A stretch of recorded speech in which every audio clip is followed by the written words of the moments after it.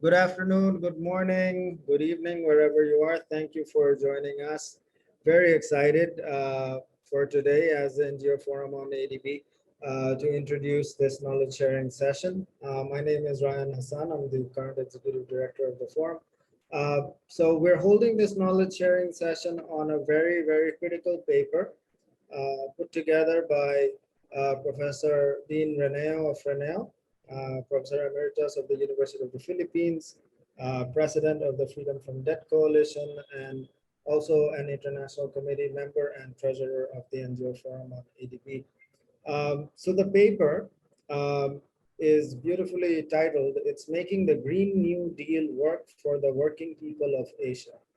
And just to give you a quick overview of things to come, and Dean Reneo is going to unpack this all for us.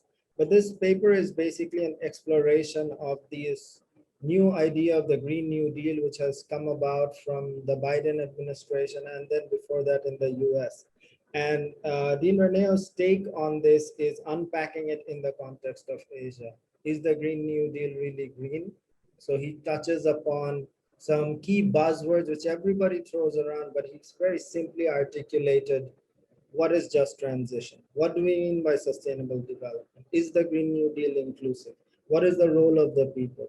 So bringing the entire conversation down to communities, to inclusivity, to rights, and to the working people, that's what this paper is all about. And I think that's enough from me. I'll give it to the man of the moment, Dean Reneo. Sir, if you can elaborate more on the paper. Thank you. Hello, thank you, Ryan. I think uh, I was afraid you're already making a summary of the whole thing, and uh, and it was you're doing it beautifully. Now, anyway, good morning, good afternoon, good evening to everyone wherever you are, and I would like to thank really NGO Forum on ADB for organizing this knowledge sharing. Uh, what I'm going to present is really a text heavy, but outline of what I think should be done by the workers' movements in Asia Pacific. And by workers' movement, I refer not only to the trade unions, but also those are the home-based workers, the the street vendors, the ambulant workers, and of course the peasant groups. All those who constitute what I would call as the working people of the region. So, uh, may I understand Jen of NGO Forum tried to come up with a PowerPoint version of the forum of my presentation. Can you share it on the okay? Maybe we should start at the beginning. So this is a think paper, and why I think paper, because I think this is really something that where knowledge exploration and uh, and of course reflection sharing should be done on a continuing basis. But it's also I put it as a think paper because uh, there's so many well, the discourse at the government, at the non-government, and then in many sectors of society on green jobs, green new deal, on climate change, mitigation, adaptation. Sometimes it's very confusing, especially in this COVID time. And also in relation to another major issue in the world today, uh, we have two major agreements that's supposed to govern the directions of the world today. One is the Paris Agreement of 2015, and the other one is the SDGs of 2015, Sustainable Development Goals. But I think they should be seen as intertwining. Now, let me start with the first slide. I'll try to be quick. Green New Deal. What is this animal? So if you look up at the Google or you Google it, you'll be surprised there are almost 2 billion entries.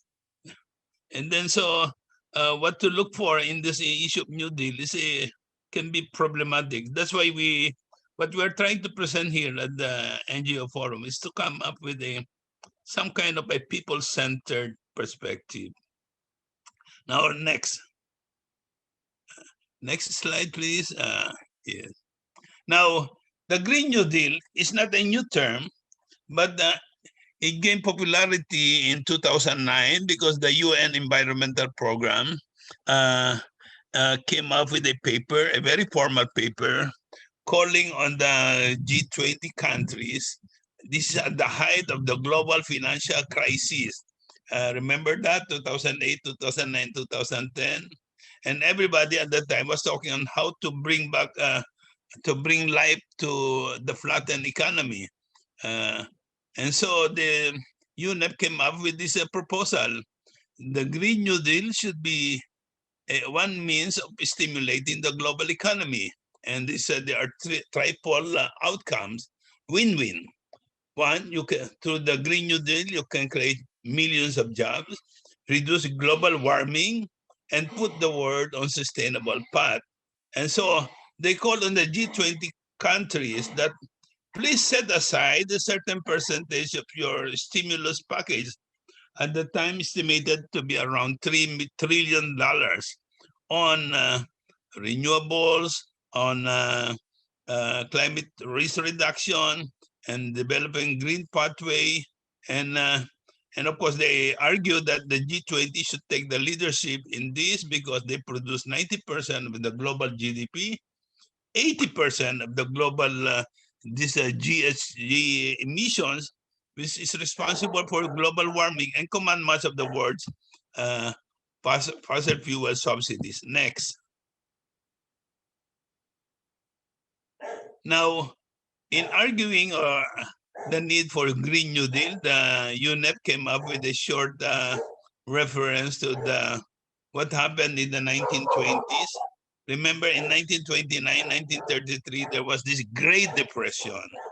And this Great Depression, people in America, in Europe, and also in the colonies, and most of Asia, Africa, Latin America were colonies, they're wondering what to do because the prevailing economic model then was simply just free enterprise, and macroeconomics was not yet developed at that time. And so in America, there was a very high rate of unemployment, 25%, and there were reports of suicides among the millionaires of America at the time. But and then out of this very gloomy situation, FDR, the Franklin Delano Roosevelt, the polio president, came to the front. And then upon being president, he declared, I am giving America a New Deal. And what he did really surprised the world. He launched a huge stimulus spending, unorthodox at the time, because at the time, Keynesian economics was not yet in place, but he engaged already on deficit spending on massive job creation with the government. It's not the private sector, with the government hiring men to plant trees, at least 3 billion trees, build flood barriers, fight forest fires, and then you have the trails and manage the national parks. And then they established a Tennessee Valley Authority to build dams, stop floodings, and give rural America cheap electricity. Now, looking back, are these jobs are green jobs? These jobs are really related to greening of America. I think I forgot to insert the sewage and sanitation. And most surprisingly, at that time, Roosevelt even took a look at the situation of the workers. And at the height of the crisis, there was a passage of law recognizing workers' collective bargaining rights, and then the establishment or strengthening of the social security system, enrolling the workers, and financing for housing of workers. Next, I think this was repeated in the next slide. Am I talking too fast? Okay. Yeah, I think I just mentioned this amidst the crisis. Now, fast forward to the present, 2021. As I mentioned, UNEP's Green New Deal initiative was announced in 2009. There were a lot of pledges, but nothing happened really. But then all of a sudden, this early this year, you have this announcement of the European Union proudly announcing that they have just adopted a Green New Deal. And in the US, with the election of Joe Biden, announcement by America government that they're rejoining, they have already rejoined the Paris Agreement, which Trump rejected. Next slide. So in Europe, we call us Ursula's moment. Ursula stands for Ursula von der Leyen, the president of the EU. She proudly announced that they have adopted the program for Europe to spend $1 trillion to make Europe carbon neutral by 2050. A halt to fossil fuel investment, focusing instead on green hydrogen, energy storage, and farm-to-fork strategy, somewhat related to what we call a circular economy. And then together with the president of the European Investment Bank, they announced that they are not funding anymore natural gas or fossil gas. Of course, earlier they have withdrawn from coal and oil, so it's going renewable. Ursula called the Green New Deal announced program as is a man on the moon moment. It's a historic moment for Euro and for Madame Ursula. Next. But in the meantime, in the US, you have this announcement by President Biden, $2 trillion to make US carbon neutral by 2035. And John Kerry, the new ambassador of US to the Paris, the COP, Conference of Parties, echoing the position of the European Investment Bank, US is also exiting from natural or fossil gas. This is very important because you see, when you talk of getting out of dirty energy, people always talk of coal, oil, but now you have these two powers, Europe and US, talking about exiting also from natural gas, because natural gas is now considered also a dirty fuel because of methane that it emits, which is even worse, according to some scientists, in trapping heat. Now, I also mentioned here the AOC's moment, like Ursula's moment. AOC here refers to Alexandria Ocasio-Cortez, the young peer legislator from New York, and who is associated with the Democratic Socialists of America. And they're making noise in 2019 when they came up with a publication, A Planet to Win, Why We Need a Green New Deal. But with the Democrats now dominating US Congress, they're even making bigger noise. So they are calling for a 10-year national mobilization to reduce carbon emissions. So some components here, sourcing of electricity only from renewable and zero emissions power plants, building smart power grids, upgrading all existing buildings and infrastructures to be greener. Next, please. Next. Building resiliency against climate change risks. Of course, funding communities affected by climate change. This is like, you see, one senator in America who is also into greening of America, Senator Elizabeth Warren.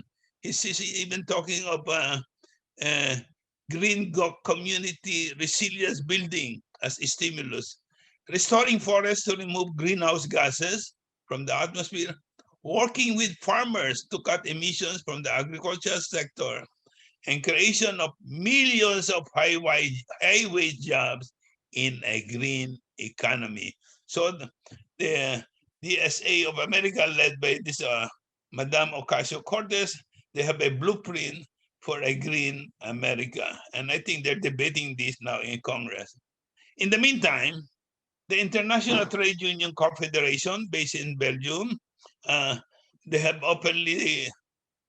come out in support of the UNEP initiative, but now they're making their noise louder and louder, and they're connecting their demand for support for GND to their demand for just transition and just transformation.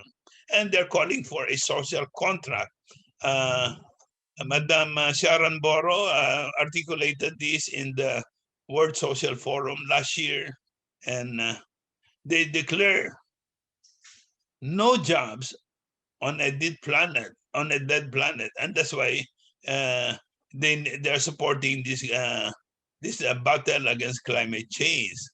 And I cite here maybe very quickly their pronouncement. We know that science is unequivocal, temperature is rising, and that you cannot reverse this unless you have ambitious reform action. And then also ITUC demanding governments to agree on climate action and give the world a fighting chance to limit the temperature rise to 2 degrees or less. Of course, the ideal goal is 1.5 degree pre-industrial era. Next. And then, so they also mentioned we are out of time. I think we all know this. And then if we do not do anything, you have all this catastrophe, cyclones, floods, drought, fires. And to a certain extent, we are experiencing this already. They demand industrial transformation. All our economic sectors must change. We demand to be part of the industrial transformation with universal access to breakthrough technologies that will make our industries and our jobs sustainable for workers everywhere. And we demand a just transition. Together with to make that happen, investments on new green jobs, skills, income protection, and support for the most vulnerable, especially including the most vulnerable nations. Next. But this is the problem, my friends. In Asia, Green New Deal is not getting any hearing, especially in this COVID times. The only exception probably is South Korea, because last year under COVID, they passed a law in support of the Green New Deal. And this is not surprising because South Korea is headed now by a labor lawyer who succeeded in throwing out the previously conservative leader. China talks a lot about Green New Deal, but it's more rhetorics. And I find it ironic. While China has become a leader on renewables, it is also still a leader in the use of coal. And this is a big issue with Australia because they have this quarrel. So they impose a ban on coal import, but they're importing a lot from Mongolia and other countries.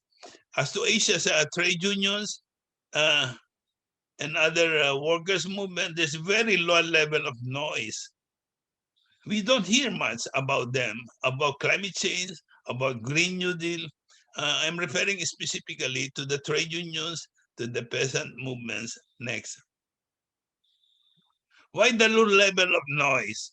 I think one reason is Green New Deal is seen as an advocacy for do-gooders among the conscience-stricken business people, raising the flag of CSR, corporate social responsibility. You have the middle-class environmentalists, the church activists, some academics like me, investigative journalists, and so on. Also, Green New Deal is interpreted as is the exclusive task of the government. And then this is reinforced by numerous government discussions, seminars, and conferences, without the participation of trade unions, peasant organizations, street vendors, home-based workers associations, transport cooperatives, indigenous people communities, fisher folk movements, and other workers formation. Have you seen any major seminar like that where all these workers are present? Yes, many workers today in Asia, uh, from east to southeast to south central Asia, many workers are familiar with climate change and that is endangered it brings. But for ordinary citizens, climate crisis is only one among future threats. It is not comparable to COVID infection or job displacement, which requires immediate attention and action. Hence, I still have to see, I hope I'm wrong, no formal worker petitions for governments to act on climate change now and fulfill mitigation adaptation pledges they have made under the Paris Agreement of 2015. Next. So the issue now before us is how do we make climate change an actionable issue for workers in Asia? One way is to highlight the fact that jobs are collapsing now due to climate change. Jobs crisis has been happening in the present tense, not in the future, not in the past, but in the present in various sectors due to climate change. Concrete proof, increasing number of destructive typhoons. Example, in May last year, at the height of COVID, you have Super Typhoon Amphan, killing hundreds and displacing millions in India and Bangladesh at the height of the pandemic.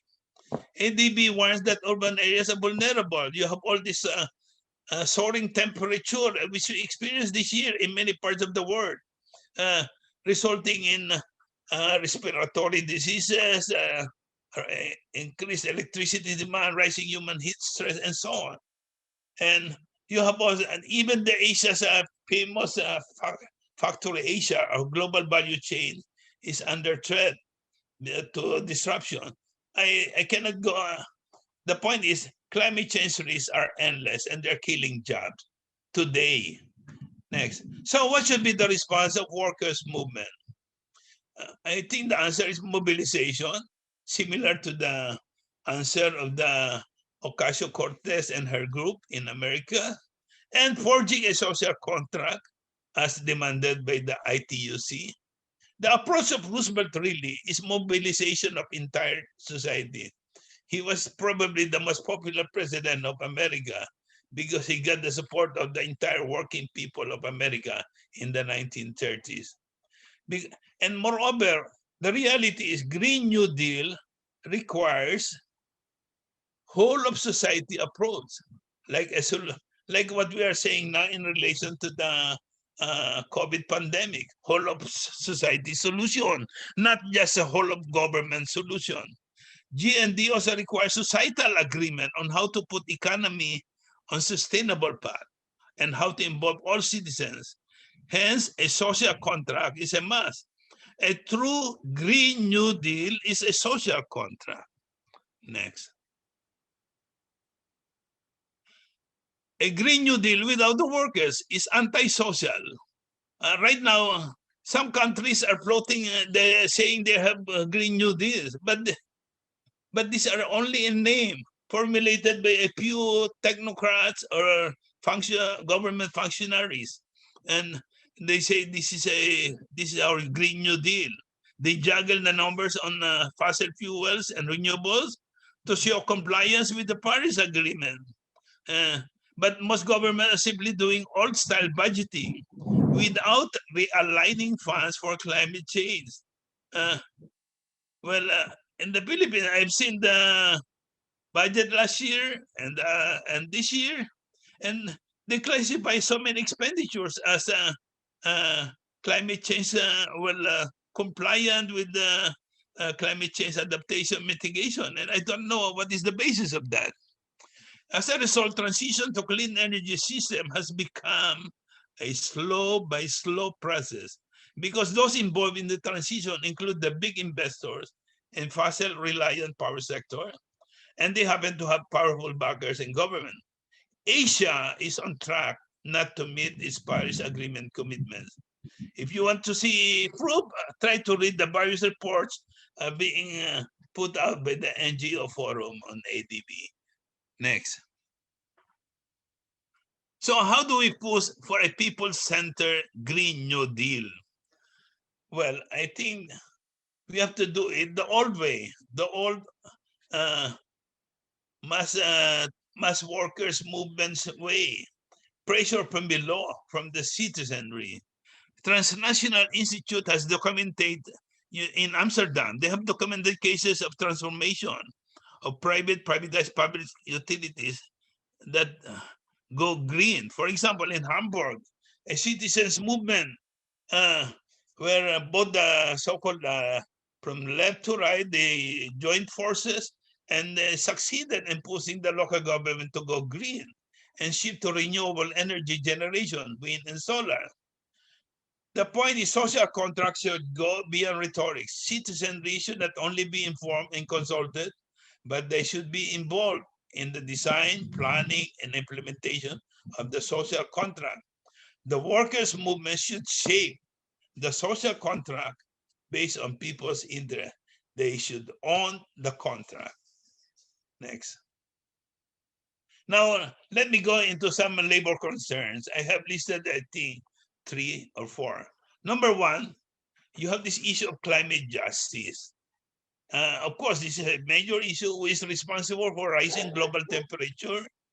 Advanced countries are, of course, the usual suspect because they have been accumulating high carbon debt since industrial era. They account for half of the global GHG emissions, and yet they represent less than 20% of the world's population.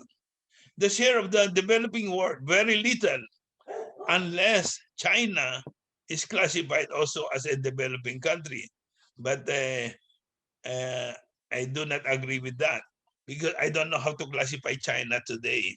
In Asia, 6 countries, Bangladesh, Myanmar, Pakistan, Philippines, Thailand, and Vietnam, they are the most vulnerable according to the climate scientists of UNEP and academe. And yet each of these countries share only less than 1% of the total global emissions. And yet they suffer a lot because of climate change. Hence, funds to be sourced from developed countries are not a question of charity. It's a question of justice. But we hope, and I hope, that the countries that are, that should be given financial assistance to combat climate change should not wait forever for funding to come, because otherwise it becomes an excuse for not doing anything. Also, climate justice applies also within the country. In each developing country, there's justice issue, especially when you look who within the local population profited from burning fossil fuels and ransacking nature in the respective countries. So another concern, next. Now, this one is a major concern, economic transformation. Green New Deal must address economic transformation. You see, the old model pursued by developed countries, especially during colonial times and even after World War II, they grow their economies while emitting greenhouse gases along the way. I think we cannot repeat that. Now, in recent decades, the dominant model is neoliberal globalization, where the multinationals are promoting fossil-based global production and consumption with limited rules under liberalized trading regime. I have here a quotation from UNDP written as early as 2007. You see, and in the early 2000s, UNDP was doing a lot of rethinking and revisioning. They wrote, Carbon-intensive economic growth is symptomatic of a deeper problem. One of the harshest lessons taught by climate change is that the economic model which drives growth and the profligate consumption in rich nations that goes with it is ecologically unsustainable. Short of branding the model that we are now criticizing. Next. So in Asia, we have seen the impact of this untrammeled globalization. You have this excessive commercialization of tourism, an industry without smokestacks, degrading untouched lands and beaches, and through unregulated construction of resorts, beach hotel, and golf courses, construction of numerous dams for hydroenergy, dislocating communities and disrupting biodiversity system, expanding aquaculture, massive urbanization, usually aimless, widespread logging. The environment has literally become hostage to the pre-market requirements of economic globalization. You can add so many other things to this list. Next. I think this was repeated. Yeah, next. Sorry. So we need some rethinking of neoliberal globalization. Can you imagine if all Asian, African, and Latin American countries will become dynamic export dynamos like China? Can the world afford today 3 to 5 Chinas emitting GHG gases at the same level as China today? Also, under runaway globalization, there is a tendency for the world to overproduce in a global market which is unable to absorb or consume everything. This overproduction and underconsumption, this is a contradiction, is at the roots of the global financial crisis. And this is related to the lament of the trade unions that under globalization, there's a race to the bottom, especially among the multinationals and host countries, which means race to the bottom means relaxing rules of on labor rights, on environmental, health, and social standards, just to be able to attract so-called investment of multinationals. Next. So what is the guide needed in rethinking?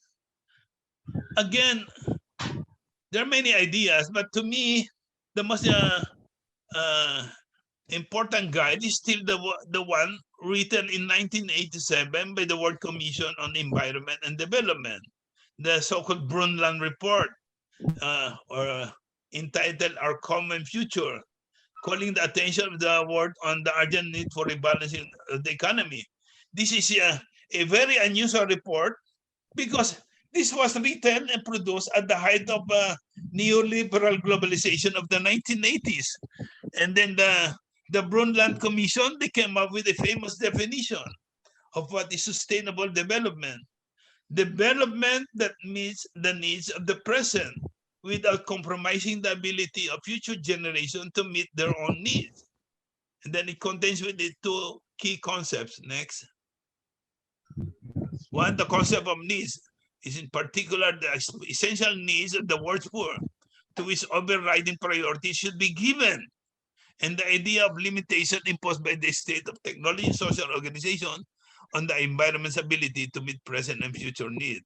And the Commission came up with the following imperatives: strategizing growth for redistribution and poverty reduction. This is not the same as strategizing growth for global export production. Changing quality of growth to make it less material and energy intensive. Meeting the essential needs of the population for jobs, food, energy, water, and sanitation. Ensuring a sustainable level of population, conserving and enhancing the resource base, reorienting technology and managing risk to respond to the challenges of sustainable development, and merging environment and economics in decision-making. This was written in 1987. I urge you to read again that beautiful book. Next. And finally, major major labor concern, especially for ITUC and many trade unions. Just transformation and just transition. Making the economy sustainable while minimizing the risk posed by climate change requires a program of transformation. We know that. And in relation to that, you see UNEP and IPCC, they came up with two major programs for transformation. I'm sure this is part of your vocabulary already on climate change. Mitigation means reducing GHG emissions through measures such as phasing out reliance on fossil fuel to generate electricity, etc., getting out of the dirty energy and going into the renewables. Adaptation means capacitating people to manage climate-related risks, such as floods, drought, storm, without suffering reversals in human development. Uh, Adaptation, in fact, has given birth to a program called DRRM. I think it is very familiar to many CSO. Should involve the IEC on geohazards, various types of climate risks, etc. Now, next. So, but you see, the battle really is a battle for how to do the right transformation and the right transition. So, this is a major arena today. How to ensure, in the case of transition, how to ensure that job holders today in fossil-dependent industry, including those in dirty energy plants, are not unduly displaced when these industries go green or give way to green plans of the government. How to help affected communities? Is there a just transition program for the workers and the communities? Just transition means transition to a better life, to a job-full economy, to a low carbon and climate resilient economy. But if this transformation leads to joblessness, hopelessness, what happens? It becomes unjust, even if the program is carried out in the name of greening. This also means there are no efforts to plan the transition for the community very well. So let me go to my concluding part. Now here, this is the last slide. Example of bad transformation, bad transition from the Philippines. You see, in the Philippines, a decade or so ago, the government, sorry for some typo errors or, well, incomplete sentences, but a decade or so ago, the Philippine government adopted this e-jeepney modernization to phase out this Pinoy jeepney. It's a vintage post-World War II vehicle blamed for pollution and traffic congestion in the urban areas. Under this modernization program, only modernized jeepneys using cleaner LPG-powered or Euro 4 compliant engines are allowed. And these jeepneys are twice bigger than the regular Pinoy jeepney, shall have features like air conditioning, GPS, all modern gadgets. And it was pushed by the transport bureaucrats, despite the resistance of thousands of jeepney drivers and small jeepney operators. Why the resistance? Because the cost of the new jeepney is 1.6 to 1.8 million pesos, or 2 or 3 times more than a brand new old jeepney. Moreover, transport bureaucrats made new rules that are difficult to follow for the traditional jeepney driver. There was no just transition program put in place. In fact, the jeepney drivers, small jeepney operators, were not consulted on the design, pricing, and implementation. It was very unjust, and is even made more unjust by the fact that under COVID last year and this year, many of these jeepney drivers, their operations were paralyzed, and the government used this to push this one-sided jeepney modernization, adopted in the name of making the transport sector supposedly green, without addressing the pollution being caused by the private cars and so on. So let me conclude by saying that really, given all of this, my friends, Asia needs a new contract: green, social, inclusive, and sustainable. But it should be a contract written by the workers for the workers. Thank you. Good morning, good afternoon, good evening to everyone. Thank you so much, Dr. Renee. What a very rich presentation, and I definitely took a lot from it. So I now open up the floor for any questions or concerns regarding what has been said. So if you do have any questions, I ask that you use the reaction button and raise your hand. Or alternatively, you can type your question in the chat box and I can read it out to Dr. Renee and he'll be able to answer your question as well. But before I do that, I actually personally have a question, Dr. Renee. Especially since considering now, there are being discussions, or I guess the discourse in the aid world is beyond aid, right? So there's more, we're kind of going towards involving the private sector more in public-private partnerships and so on and so forth. So I'm just curious to see, how do you foresee, I guess, the role of the private sector in fulfilling the Green New Deal? Is there a role for the private sector to begin with? Especially as well, the reason I asked is you mentioned that tourism is a major concern, whereas now ecotourism is being promoted as a solution to biodiversity degradation. Yeah, this is a good question, Nadine. You see, the private sector always has a role to play. We have a mixed economy in most of our countries. And so, definitely the private sector, especially private corporations, have a role. But you see, the rules of engagement should be clarified. And we can, I have documented in my book, Green Jobs and Green Skills in a Brown Philippine Economy, how some corporations with succeeded in transforming their operation into green ones. And then how, but with the help or in collaboration with the workers, and how they have transformed some of their employees into green-minded workers. You see, you need a change in orientation. You see, in our discussion so far, what I am against is this transformation first of the call for green economy into a green economy, lorded over by some big investors and players. Second, transforming the program of greening into a pure government private sector operation. What we need is a public-poor partnership of the government with CSO, with the farmers, with the trade union, with all sectors. We should be inclusive, and that is really missing. So, and then in the case of those corporations that already sitting, for example, on some dirty power plants, they should sit down with the workers and with the communities, how they can pursue transformation. But on the other hand, the government should understand they have to change also their development framework.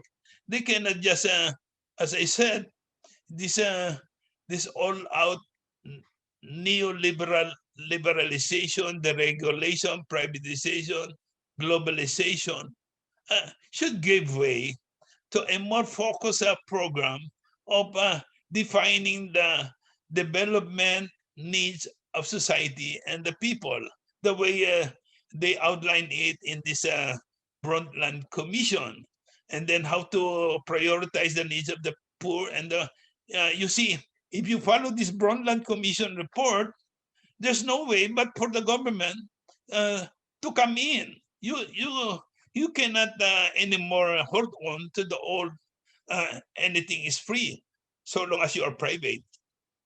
So therefore, the responsibility is not only the social responsibility of corporation should not be limited only to doing some good things in terms of contributing to reforestation, sewage, and so on.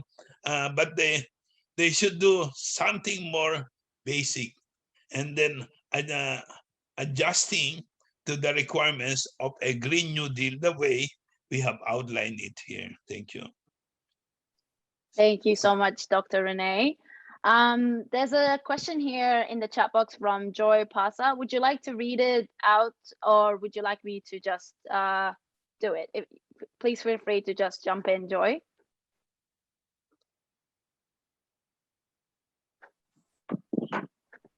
Hello. Yeah, we can hear you. Go ahead. Okay. Thank you, Dr. Professor Mr. Heren, for your comprehensive and nice presentation with a lot of documents and very informative and very workful for us. I have two questions. One is that you mentioned about the developing country like Bangladesh, which is climate vulnerable. We said that funds to be sourced from developed countries are not charity but a justice issue. So it is very important in Bangladesh in perspective of everything. Is it a labor issues also? But I like to know how the Green Deal you think can be forced for getting this support from the developed countries. And another question is how you thinking about the nature-based solution of destructive development? These two questions is from my part. What is the second question? Sorry. Okay, that there are a lot of developing intervention is going on in Bangladesh as an economic country. So how you think about the nature-based solution to address this destructive development? You see this this finance. Maybe I should, Nadine, we should call on Ryan to answer that because but you see the issue really is this it is part of the Paris Agreement, this commitment of developed countries. You have this global finance, and I'm not very familiar how it operates, but I have seen, you see, under the Paris Agreement, after 5 years, most countries are supposed to submit developing countries their commitments on how they can contribute to the reduction of limiting the rise in global temperature to 1.5 degree. And so, but most of developing countries put in their commitments targets on reducing carbon emission by saying that all of these are dependent on funding that will come from developed countries or from the global finance. And you see, I think this is becoming problematic because what I mentioned earlier is many countries are simply waiting.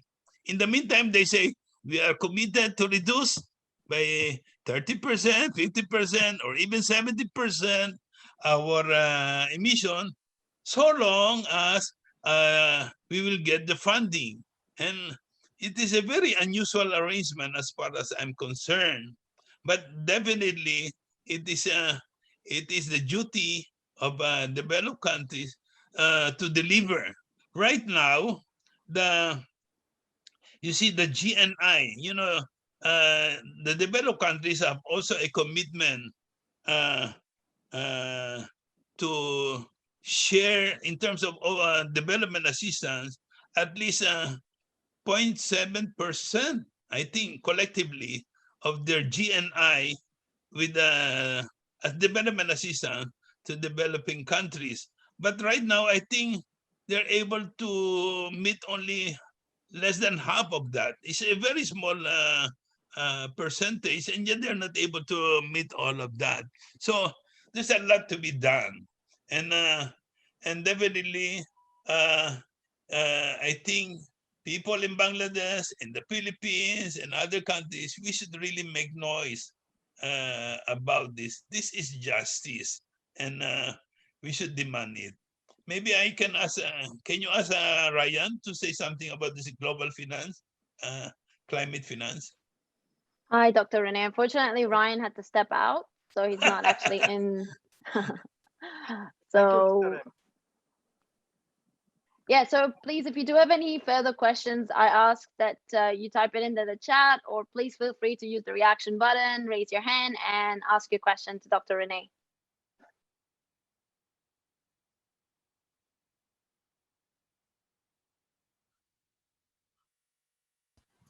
Can I ask something from Ping, Philippines? Yes, of course. Please go ahead.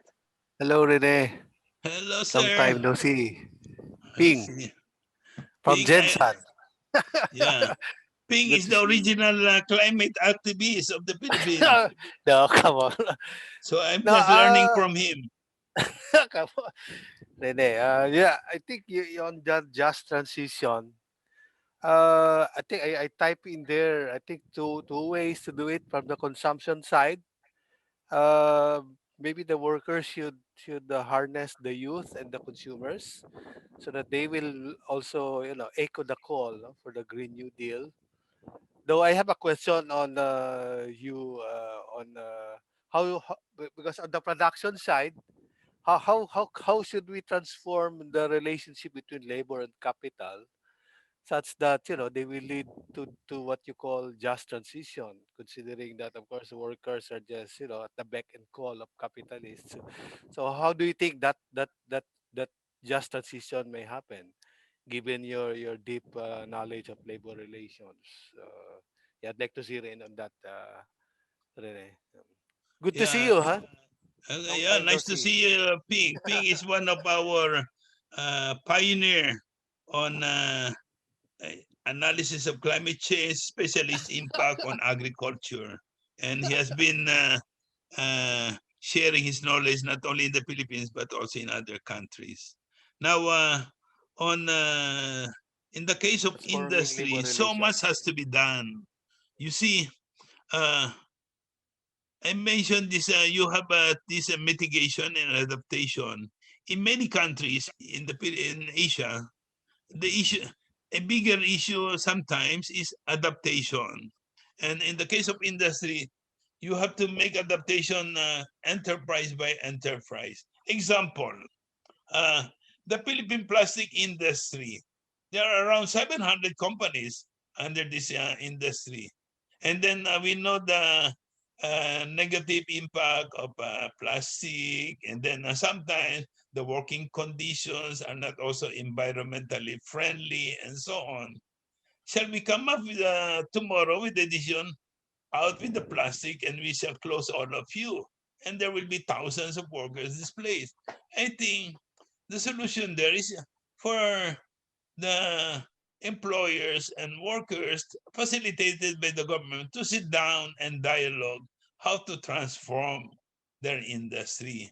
And that applies to other industries, how to upgrade. You see, you cannot make many industries totally green, but there should be Asia-wide effort to make smoke belching industries to become greener. And the way to do it is you have to sit down. In the case of the tourism industry, for example, I've seen one beach, uh, one resort operation. They transformed uh, the waiters, the utility people as green workers. Uh, they tell the clients about how to maintain not only cleanliness, but how to uh, take care of the mangroves, take care of the living materials in the seas and so on. So it can be done.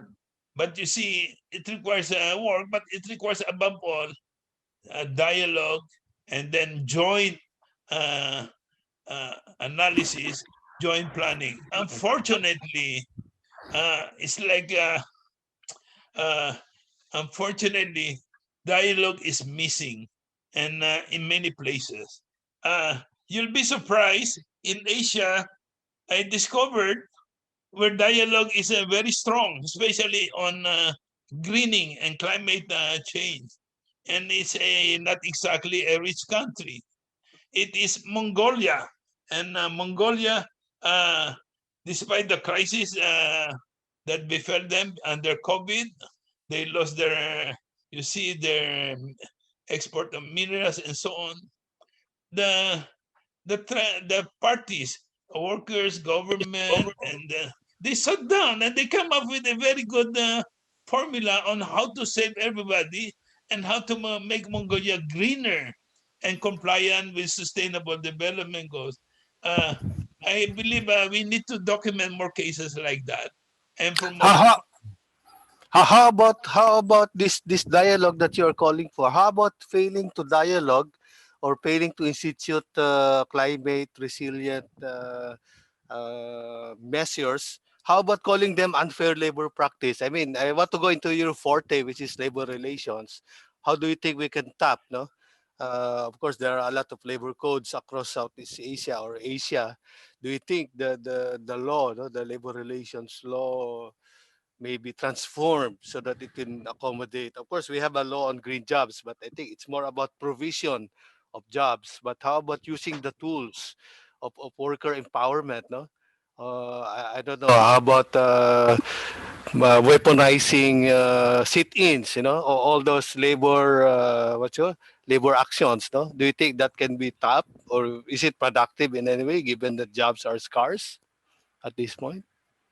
I think you are Attorney Peria, you are very provocative. But I think you're You're the raising expert on labor relations, Prof. Rene. So I wanted to bring to your field and see how you're that can raising be very good here. issues. You see, making you see like we should extend first of all this we have this regime of laws governing health and safety.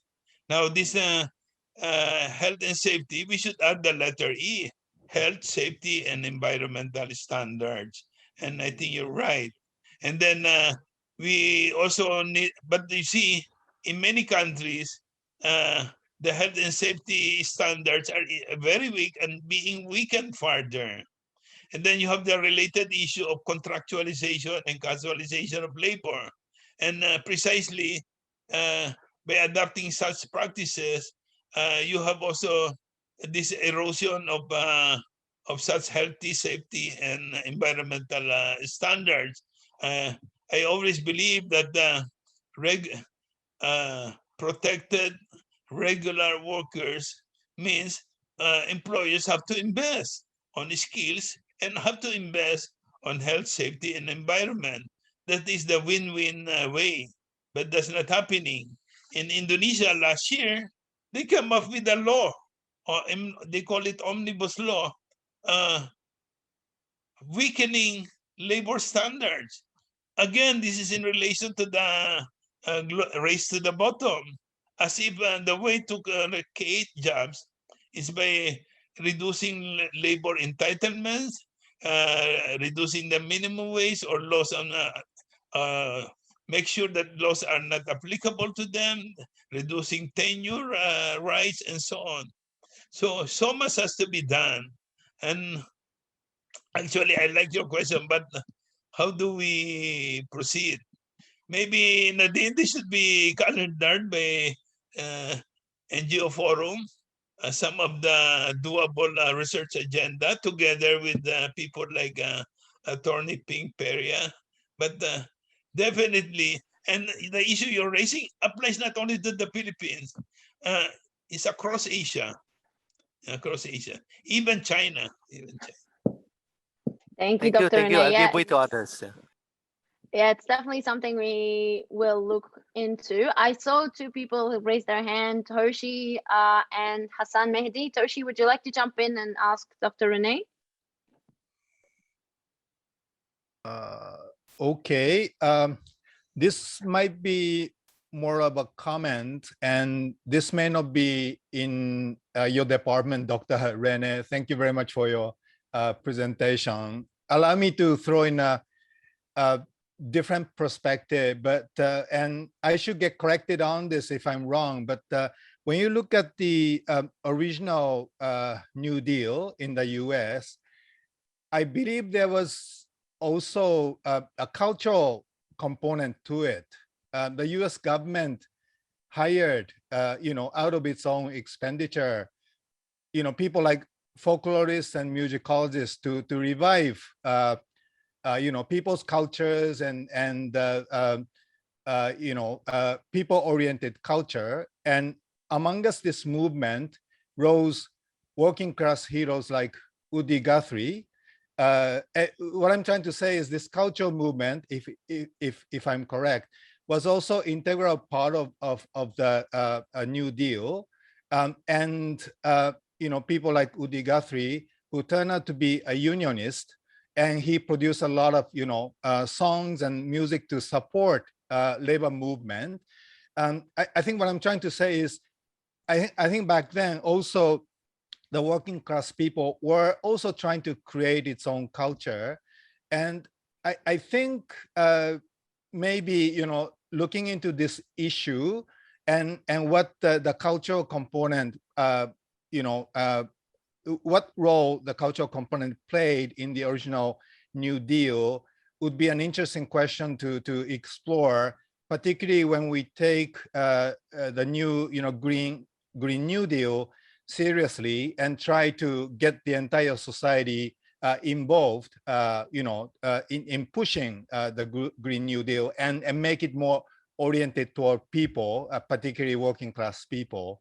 And to add, a bit more to it, maybe places like the Philippines might be a good place to try to address this issue, because in the Philippines, you have many very interesting progressive artists. So if we get these people involved, we can also, address some cultural question and add that to a campaign, really to get the entire society involved. So thank you very much. Thank you so much for bringing that perspective into the conversation. Tarushi, it's definitely something we rarely talk about, in those dry kind of conversation. It's all numbers and economies, and that definitely tends to alienate the larger society, which are definitely more connected to culture rather than just, budgets and policies. We'll just take one final question from Hassan Mehdi. Thank you, Nadine. Thank you, Dr. Rene, for your wonderful and very rich presentation. And I don't think it's a presentation. Yeah, always I enjoyed your speech in any of these type of meetings. But I'm not actually focusing on or any question or any, your own topic of labor rights and these things. I want to actually focus, on some issues you discussed in between. One thing is, you mentioned that Paris Agreement and the climate justice issue. In that perspective, I think that how many days more, these developing countries like Asian countries, Philippines, Bangladesh, India, or Thailand or other countries, we play the victim card of climate change. We have to do something proactively also for the green recovery or Green New Deal. You can just, if you see the stimulus packages, just small packages during this COVID-19 pandemic, if you can find out that all of this big money are using for spoon feeding the corporation, the same corporations. And the small part of that stimulus packages are going to the poor people and the laborers and the agriculture sector, like poor farmers. And this Asian Development Bank and Asian Infrastructure Investment Bank, this loan, if you see that loan, Bangladesh got $1.7 billion from around $1.7 billion from ADB for on COVID purpose. If you see that money also, it went to the export-oriented industries. It went to the high-valued industries and big corporations, not to the farmers, not to the and a small amount for that. And then if you see to the Paris Agreement, it's praised all over the world, and everybody is talking about reaching Paris Agreement, etc., etc. But if you see the Article 6 of the Paris Agreement under loss and damage, it says that it is allowing the big corporate insurance companies to come into the risky sectors like agriculture and like small industries. The option of insurance companies and insurance, global insurance, international insurance, although again put these people in as victims because they will pay the premium and all, and the money will go out. So now if you think about the green what called energy sector, if the same companies will come with some renewable energy projects and with their land grabbing, with their no labor standards, with their environmental no consideration, grabbing the rivers and canals, is it okay? So then, if I think you all also observe that in these all South Asian countries, especially in Asia, the autocratic regimes are getting more and more spaces, and in different countries. I'm not mentioning any country, but uh, almost all of the countries are going to that populist autocratic regime. So again, the space of movements for the laborers and the civil society and the campaign, even small demands, you cannot raise that demands in some countries. And you mentioned China, but all of our countries are becoming China every day. So that's my some of the points to add with your speeches. Thank you very much. Hello, Nadine, can I Yeah. react? Yes, please, Dr. Renee, if you can just briefly answer Hassan Mehdi's comment, that would be great. Yeah, thank you, Mehdi, and thank you also to the previous intervenor, Tusi. Toshidoy. Yeah. Yeah, it's a very good commentary on the importance of culture.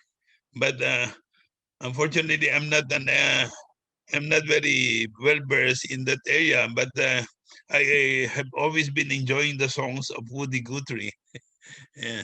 Now, Mehdi is raising a very important issue, the role of stimulus in this COVID times. And then in this COVID times, you see, this last year, July, in New York, the Secretary General of the UN, Antonio Guterres, came up with a lecture, and then Nelson Mandela lecture.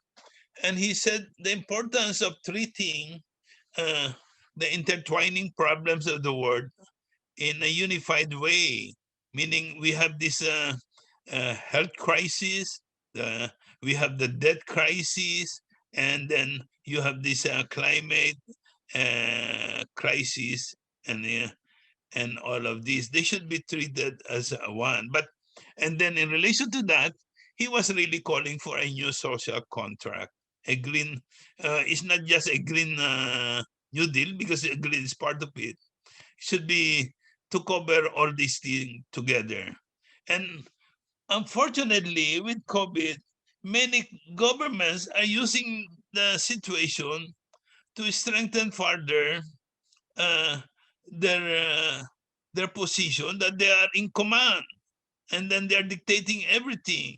So you have not only the rise of populism, but authoritarian populism.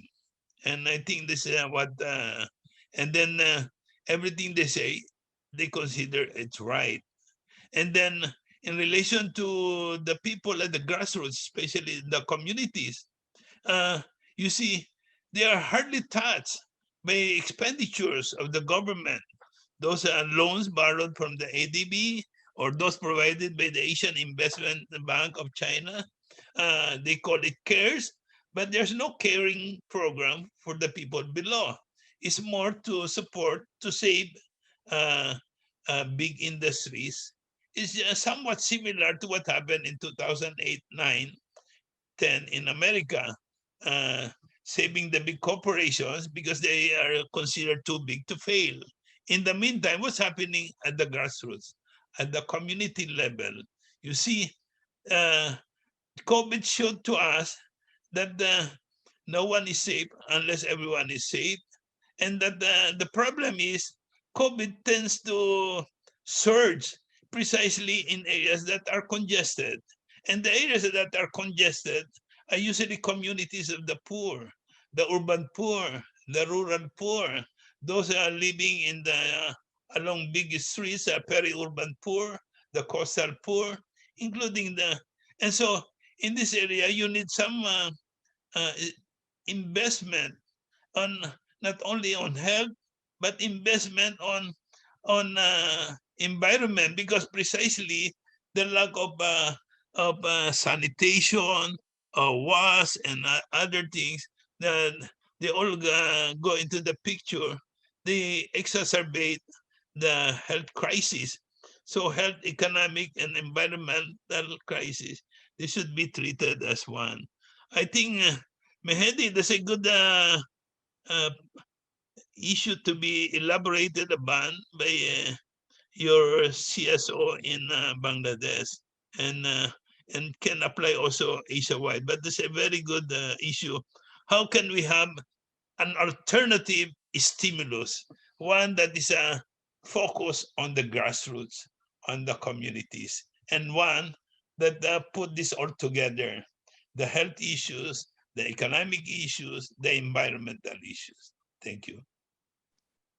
Thank you very, very much, Dr. Renee. Again, what a very rich discussion we've had here. Just to finally reiterate the final message, so long are the days of Thomas Hobbes and Rousseau. We need a new social contract. That is the only way we can move forward. So thank you everyone who tuned in from Facebook and here, and thank you all for your questions. If you'd like to have a copy of the presentation, Jen just dropped it into the chat. So make sure to go and have a read. Thank you, Dr. Renee, and everyone. Thank you. Thank you. Thank you, Nadine. Thank you, Dr. Thank you, Rene. everyone. Thank you, Sir Rene.